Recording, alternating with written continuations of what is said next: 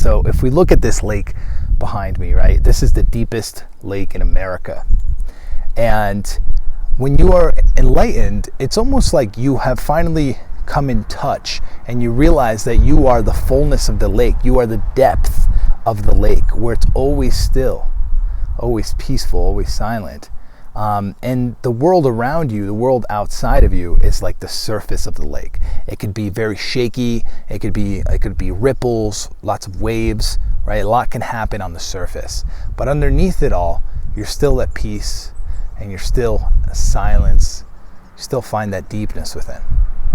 Another way of looking at this is between separation, okay, and connectedness.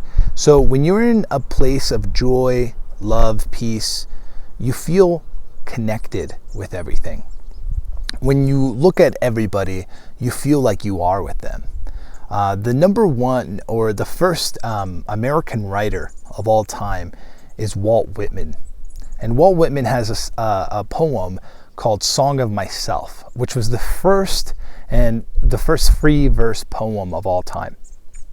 And Walt Whitman in this poem talks about how he sees himself in the trees, and he'll walk around the town and he'll see people and he'll say, I see myself, I am that person, right?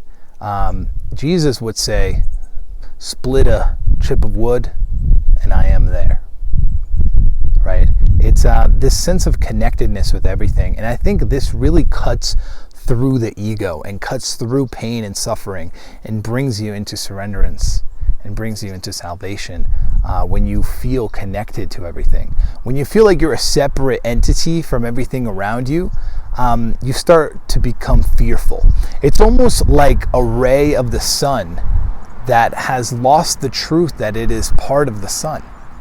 It's almost like the ray is fighting and protecting its identity and going against and being separate when it is all part of the sun. It's all part of one thing, right? And this idea really cuts through all of the suffering, all of the pain, and brings you into that blissful state of presence. Another way of looking at this is that suffering, pain, and fear come from time.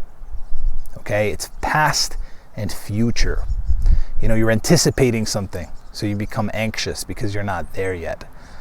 You are living in the past because of something that somebody said or something that happened to you, not realizing that that's not who you are, that's in the past.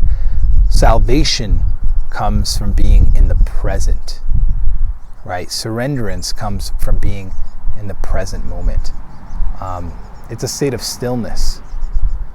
It's a state of silence. It's a state of no mind.